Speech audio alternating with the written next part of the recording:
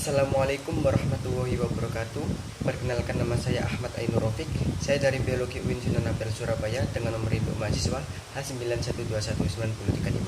Jadi di sini saya akan mempresentasikan materi dari rancangan penelitian saya, yakni tugas dari mata kuliah metodologi penelitian yang berjudul Identifikasi Mikroplastik pada Perut Ikan dan Sedimen Tanah di Muara Sungai Tambak Wedi, Surabaya. Pertama-tama saya akan menjelaskan pada bab pertama, yaitu pendahuluan.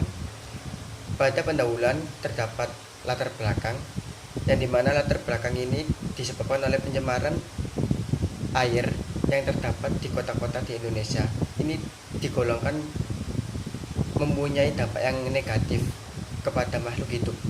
Nah, sampah-sampah yang tercemar pada perairan ini disebabkan oleh aktivitas manusia, di mana sampah-sampah organik ini menempati urutan sekitar 60% sampai 70% banyaknya, sedangkan sampah anorganik atau non-organik itu menempati urutan sekitar 40% dari total sampah di seluruh dunia. Nah, untuk komposisi sampah non-organik ini salah satunya yaitu plastik, di mana 14% dari seluruh sampah di dunia itu merupakan sampah plastik. Salah satunya yaitu yang paling banyak sampah plastik kresek kemasan. Kemudian plastik merupakan sampah yang paling berbahaya, di mana 80% plastik itu akan berakhir di perairan, khususnya di lautan bebas. Hal ini disebabkan oleh plastik yang terbuang secara sengaja maupun tidak sengaja akan terbawa arus dari sungai menuju ke lautan, dan dari lautan akan menuju ke tengah lautan terbawa oleh arus ombak. Plastik-plastik yang bersumber dari aktivitas manusia itu dapat disebabkan dari daerah-daerah daratan maupun daerah-daerah perairan, seperti itu ya. Nah, plastik-plastik yang telah terkumpul di tengah laut akan menjadi terdegradasi menjadi mikroplastik, yang dimana mikroplastik ini merupakan sampah-sampah plastik yang berukuran sangat kecil. Mikroplastik memiliki ukuran, densitas hingga bentuk yang bermacam-macam. Salah satu ukuran dari mikroplastik yaitu kurang dari 0,05 mm. Selain dari itu, lebih dari 0,05 mm merupakan makroplastik ya. Keberadaan mikroplastik sangat mengganggu aktivitas makhluk hidup atau organisme, khususnya pada ikan-ikan, bila berada di lingkungan perairan yang tercemar oleh sampah-sampah plastik. Nah, salah satu dari perairan yang tercemar plastik terbanyak di Surabaya, salah satunya yaitu pada Sungai Tambak Wedi di kota Surabaya, atau lebih tepatnya di muara Sungai Tambak Wedi, kota Surabaya. Di mana di muara Sungai Tambak Wedi, Surabaya itu banyak sekali aktivitas manusia, yang dimana warga sekitar itu membuang sampah plastik di sungai, sehingga banyak sekali plastik yang menumpuk. Selain itu, air di sana juga berwarna hitam dan bau menyengat yang seperti bau sampah. Kemudian untuk rumusan masalah pada penelitian kali ini yaitu bagaimana karakteristik sedimen di perairan muara Sungai Tambak Wedi, Surabaya. Kemudian yang kedua, apakah terdapat mikroplastik pada sedimen dan air di perairan muara Sungai Tambak Wedi, Surabaya, dan apakah beberapa jenis ikan pada muara Sungai Tambak Wedi, Surabaya itu tercemar oleh mikroplastik. Untuk tujuan penelitian yaitu mengetahui karakteristik sedimen di perairan muara Sungai Tambak Wedi, Surabaya, mengetahui keberadaan mikroplastik yang berada di sedimen dan air di muara Sungai Tambak Wedi, Surabaya, dan mengetahui kandungan mikroplastik yang terdapat pada beberapa jenis ikan yang hidup di muara Sungai Tambak Wedi, Surabaya. Untuk manfaat penelitian yaitu yang pertama, bagi masyarakat memberikan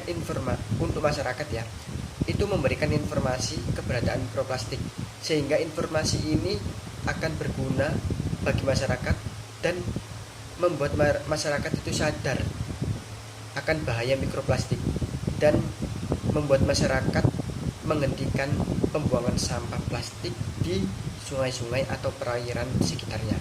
Yang kedua bagi pemerintah yaitu memberikan informasi keberadaan mikroplastik, kualitas air sungai, dan kandungan mikroplastik pada perut ikan. Hal ini diharapkan untuk pengelolaan sampah plastik yang terdapat di kota Surabaya itu lebih menjadi efisien dan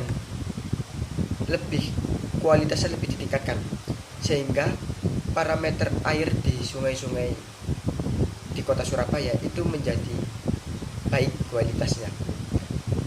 Yang ketiga bagi pendidikan, memberikan informasi tentang morfologi dan jenis mikroplastik, di mana informasi ini diharapkan untuk berguna bagi penelitian selanjutnya. Untuk batasan masalah pada penelitian ini yaitu mikroplastik yang diidentifikasi pada penelitian ini hanya berjenis fragmen, fiber, dan film. Dan pengambilan sampel dilakukan pada 3 lokasi titik pengambilan yaitu pada muara Sungai Tambak Wedi Surabaya, dan 2 titiknya yaitu di sekitar lingkungan warga atau perumahan atau perkampungan Tambak Wedi Surabaya. Untuk bab 2 yang pertama yaitu tinjauan pustaka. Untuk bab-babnya 2.1 yaitu sampah laut. Pengertian dari sampah laut merupakan benda padat yang disebut dengan marine debris atau nama ilmiahnya, di mana sampah laut ini merupakan benda padat yang diproduksi secara langsung maupun tidak langsung, sengaja atau tidak sengaja, dibuang atau ditinggalkan di dalam lingkungan laut oleh manusia. Nah, sampah lautan ini secara tidak langsung itu disebabkan oleh manusia, baik dibuang secara langsung di lautnya maupun terbawa arus dari sungai menuju ke lautan. Nah, sampah plastik ini paling sering dijumpai di lautan dan memiliki sifat penguraian yang sangat rendah penguraiannya, sehingga kemungkinan besar akan menjadi mikroplastik dan mengendap di sedimen tanah pantai. Kemudian untuk definisi mikroplastik sendiri yaitu plastik yang bersifat degradasi, yang mudah terdegradasi, akan tergradasi dan menjadi berbentuk kecil, sehingga plastik akan berukuran makin mengecil. Nah, untuk ukuran plastik di bawah 25 mm itu dinamakan mesoplastik. Namun ketika plastik berukuran 5 mm itu dinamakan mikroplastik. Untuk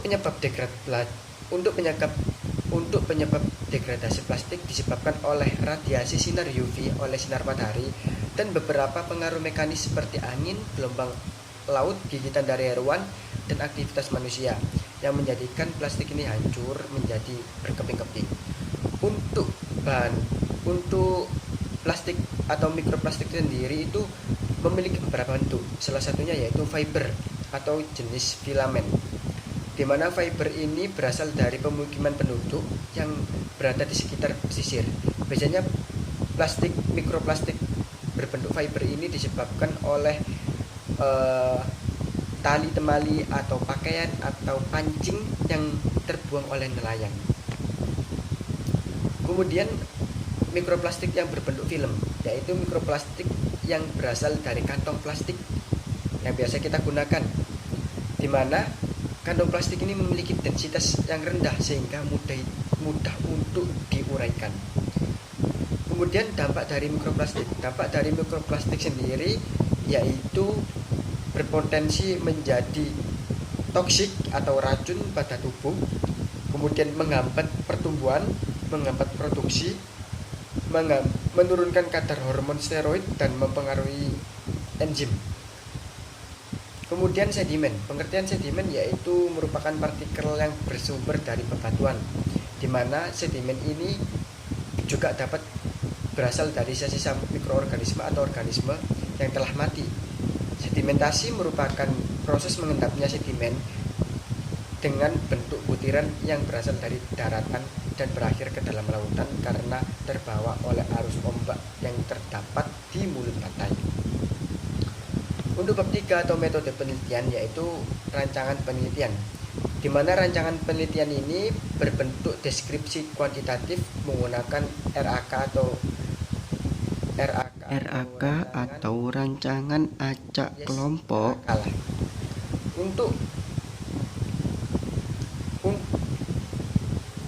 Untuk tempat dan waktu penelitian yakni pada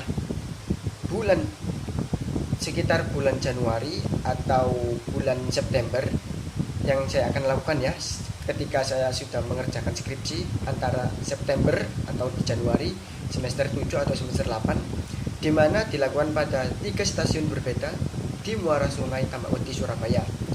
Kemudian diidentifikasi di laboratorium integrasi Win Sunan Ampel, Surabaya. Kemudian dilakukan uji spektrofotometri FTIR atau Fourier Transfer Infrared di Universitas Airlangga, Surabaya. Untuk bahan dan alat penelitian yaitu bahannya adalah NaCl, KBr, Aquades, kertas saring, Wetman 41, sampel air, sedimen, dan mayoritas ikan yang berada di muara sungai Tambak-Wedi, Surabaya. Kemudian untuk alatnya yaitu kamera, kertas label, coolbox, alat tulis menulis, dan alat laboratorium yaitu meliputi gelas ukuran 250 ml, Erlenmeyer 500 ml, gelas beker 500 ml, botol sampel, pipet tetes, timbangan analitik, oven, mikroskop binokuler, GPS, dan FTIR. Untuk variabel pengamatan dilakukan dengan mengukur variabel, di mana mikroplastik diamati menggunakan mikroskop binokuler dan dianalisa secara deskriptif dengan membandingkan literatur yang telah dilakukan atau diterbitkan oleh peneliti Rohman pada tahun 2015, Ciung pada tahun 2018, Jibin tahun 2017, dan Dewi 2015, serta Avio dan kawan-kawan pada tahun 2015. Air sungai adalah air yang terdapat di permukaan tanah, di mana air tersebut mengalir dan dapat memenuhi kebutuhan manusia atau organisme lainnya. Nah, untuk air sungai ini akan diambil 3 titik untuk dilakukan identifikasi. Kemudian sedimen pada muara sungai Tambak-Wedi, Surabaya juga akan diambil sedimen tanahnya itu dari 3 titik yang sama seperti pada pengambilan sampel air sungai. Kemudian untuk ikannya dilakukan pengambilan dengan cara penjaringan atau pemancingan pada 3 titik pengambilan tersebut. Oke. Untuk prosedur penelitian yaitu yang pertama penentuan lokasi. Pengambilan sampel dilakukan di 3 stasiun, yaitu satu stasiun yang dekat dengan 2 stasiun yang dekat dengan pemukiman warga, dan 1 stasiunnya terletak pada muara sungai Tambak-Wedi, Surabaya. Kemudian untuk pengambilan sampelnya diambil sampel air ya. Untuk sampel air diambil pada kedalaman 10 cm dari permukaan air sungai. Pada setiap titiknya diambil 500 ml saja atau setengah liter menggunakan botol atau botol kaca. Kemudian dimasukkan ke dalam jerigen. Untuk yang kedua, pengambilan sampel sedimen dilakukan pada 3 stasiun yang berjarak sekitar 2 meter dengan 3 titik pada setiap stasiunnya menggunakan botol sebanyak kurang lebih 250 gram. Kemudian botol ditutup rapat dan dimasukkan ke dalam cool box. Dan untuk pengambilan sampel ikan dilakukan pada 3 stasiun juga, di mana pengambilan ikan digunakan dengan alat pancing, jaring atau bubu, dan dikumpulkan dalam jumlah tertentu dengan target pengambilan yaitu sebanyak 15 ekor ikan dengan 3 jenis ikan. Jadi setiap jenisnya itu ada 5 ekor ya. Untuk penyimpanan sampel dilakukan pada cool box Selanjutnya dilakukan uji analisis mikroplastik di Laboratorium Integrasi Fungsional dan Surabaya. Untuk pengujian sampel, yaitu yang pertama sampel sedimen dan air. Pemisahan sampel sedimen dan air. Untuk pemisahan pemisahan mikroplastik dari sedimen dilakukan dengan tahapan yang pertama pengeringan, kemudian pengurangan volume, pemisahan densitas, penyaringan, dan pemilahan secara virtual atau visual. Sedimen dikeringkan menggunakan oven atau juga dapat dilakukan destruksi menggunakan kompor selama 12 jam. Kalau menggunakan kompor dilakukan kurang lebih 2 jam saja cukup. Kemudian sedimen yang telah kering dihaluskan menggunakan mortar dan alu, kemudian dikurangi volumenya, dan sedimen akan dilakukan penyaringan. Selanjutnya dilakukan pemisahan densitas menggunakan larutan NaCl yang jenuh sebanyak 3 kali berat dari sedimen. Jika berat dari sedimennya atau berat dari sampelnya itu 500 gram, maka larutan NaCl jenuhnya yang digunakan yaitu 1,5 kilo. Oke, 3 kali pokoknya dari berat sampel. Oke. Untuk waktu pengadukan, kemudian setelah dicampur dengan sampel NaCl dilakukan pengadukan kurang lebih 30 detik sampai dengan 1 jam lah, sekitar segitu, pokoknya sampai homogen ya teman-teman. Kemudian plastik yang berukuran ringan akan terpisah, dan selanjutnya mikroplastik yang berukuran kurang dari 5 mm akan disimpan pada aluminium foil dan dilakukan visualisasi menggunakan secara spesifik ya, menggunakan FTIR, spektrofotometri FTIR ya maksudnya. Kemudian untuk pemisahan sampel ikan dilakukan dengan destruksi. Untuk destruksinya itu hanya pada organ pencernaan saja ya, bukan seluruh daging-dagingnya, tidak usah, hanya organ-organnya saja. Setelah dilakukan destruksi ya seperti biasa kita saring, kemudian dilakukan pelarutan menggunakan larutan formaldehyde 4% untuk dilakukan analisis lebih lanjut. Kemudian untuk pengenceran pencernaan dapat dilakukan menggunakan NaCl juga sebanyak NaCl jenuh seperti tadi dengan berat 3 kali lipat dari berat organ lambung atau sampel tersebut ya yang akan diteliti. Kemudian dilakukan identifikasi di bawah mikroskop stereo atau mikroskop binokuler. Untuk pengamatan dan identifikasi jenis mikroplastik dilakukan di bawah mikroskop binokuler dengan pembesaran 40 kali sampai 100 kali. Sampel yang telah disaring diletakkan di atas awan, kemudian dilakukan pengamatan sampel mikroplastik yang telah dikumpulkan dari perairan sedimen, dan sistem pencernaan ikan akan dibersihkan menggunakan aquatis yang telah dikeringkan dan disimpan dalam aluminium foil untuk mencegah kontaminan. Jenis polimer dan kelimpahannya diperoleh menggunakan Fourier Transfer Infrared atau FTIR spektrofotometri dengan menggunakan pelet KBR kalsium bromida dan sebagainya. Untuk software yang digunakan yaitu spektrum yang dihasilkan dari mikroplastik, kemudian dicocokkan dengan spektrum standar dari database polimer dengan menggunakan Euclidean distance untuk menentukan jenis polimer dalam sampel tersebut. Nah, untuk analisis datanya yang terakhir yaitu hasil dari identifikasi kandungan mikroplastik dalam air, sedimen, dan ikan akan ditampilkan dalam bentuk foto mikroskopi. Data jumlah dan jenis atau bentuk mikroplastik disajikan secara deskriptif dalam bentuk tabel dan grafik.